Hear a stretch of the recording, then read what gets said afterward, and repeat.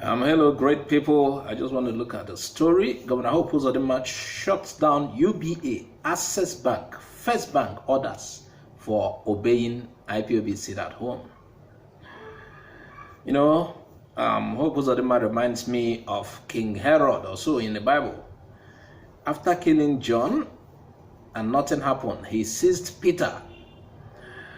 But Bible scholars will tell you what happened to him, how he ended. Power intoxicates and can lead someone to make certain costly mistakes. The Supreme Court Governor of Imo State has just betrayed Igbo and the South on his handling of anti-open grazing law, which every southern state accepted to adopt. Ohaneze and several Igbo bodies and top wigs ringed the implications like bell before him, but just like the proverb says, "Nkita chole nwanwada n'isi sinse," he waved it off with a hand. As much as I may not approve of the sit at home by force, that's in a forceful way, but willingly, I still wouldn't advise my people to come out for any reason on such Mondays because of the dangers out there.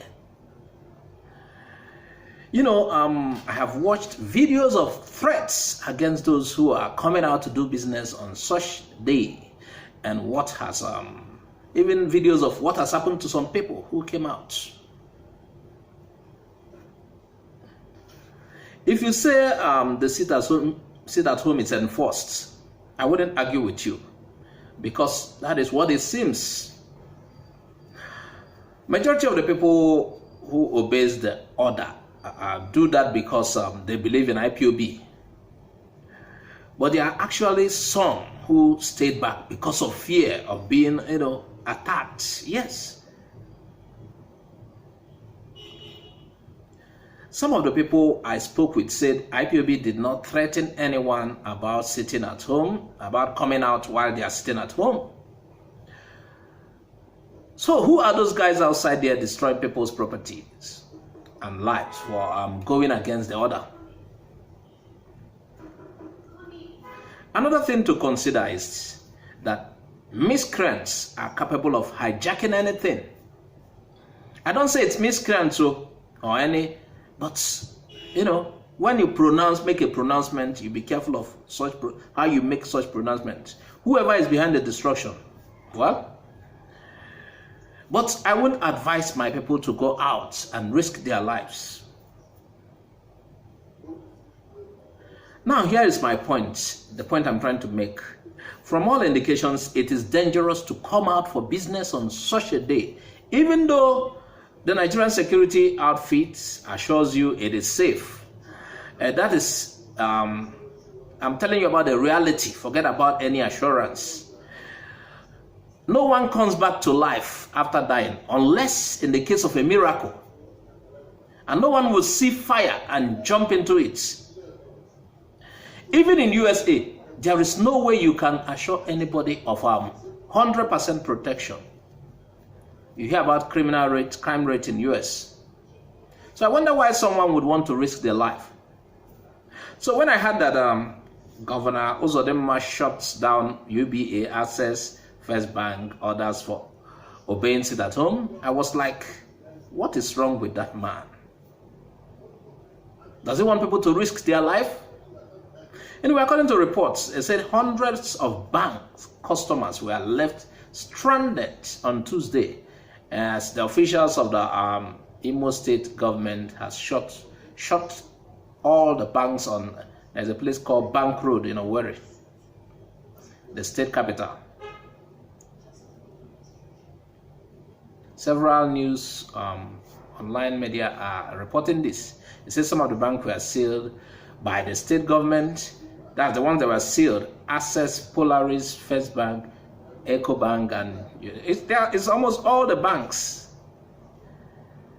And they were sealed by the Owerri Capital Development Authority. That is what we had.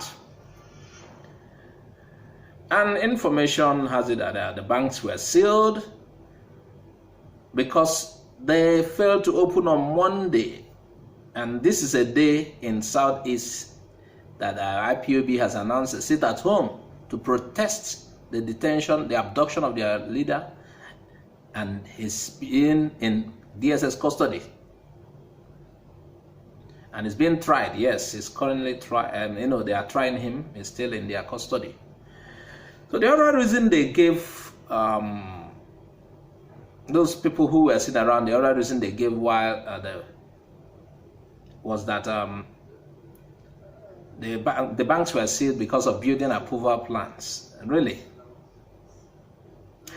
And we heard that when calls were put towards Declan Emerumba, I think he's the spokesman for the government, and other person, general manager of their OCDA, just like FCDA, federal, this OCDA, Innocent Bemays or so. I said he was said to refuse. They were said to refuse to respond to the calls, or even return the calls, or reply the messages. So we don't know, but all I'm trying to say is that people shouldn't be forced to risk their lives. Because the security operatives can assure you this and that, oh, we will give you the necessary protection. You wonder how many security operatives will mount the whole place. Even if you are about to empty the whole of Nigeria security operatives in Imo, there are what we call lone wolf attacks, which we don't expect. We don't expect that anybody should lose their life. So if I have somebody in Southeast, or I am in Southeast at this particular time, it's only on Monday, I will stay away. Not that I'm trying to obey the sit at home, no. There are many reasons to stay away. Like I told you earlier, some people stayed away because they believe in it, they believe in the order, they believe in the directive. They are in solidarity with IPOB, they are in solidarity with Nnamdi Kanu. They are staying away to protest his arrest, abduction, or whatever you call it. Some people said he was abducted, arrest, but he is in the DSS custody. That is so clear.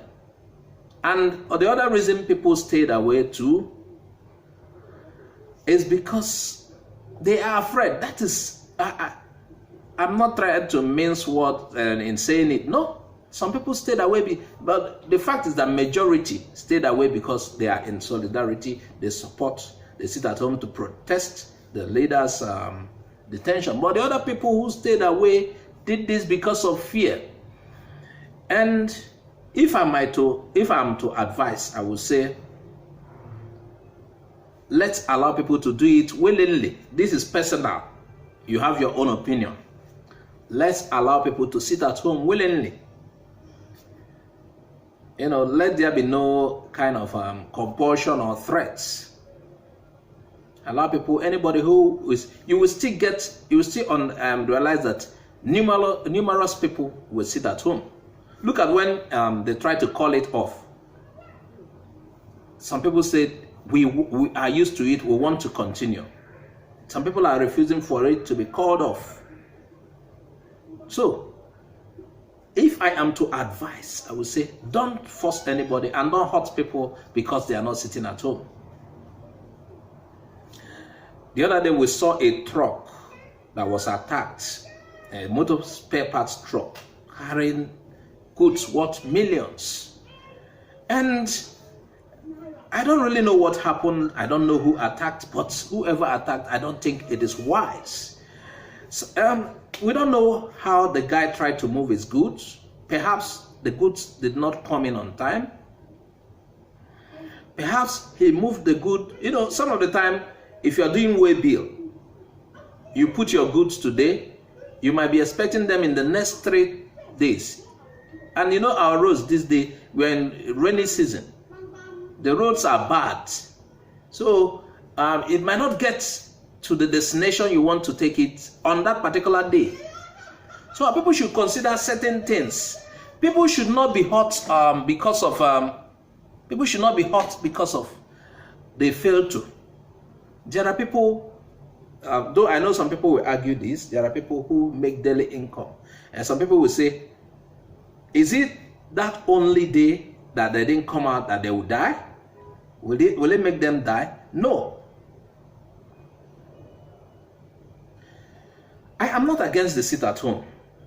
Like I said, I advise my people to come out. But then, if you see somebody or you realize some people came out, please leave them. Allow it to be willingly. You will still get, because based on observation, more people in the East are willingly in support of the sit at home. There are more people in support of the sit at home than those against it.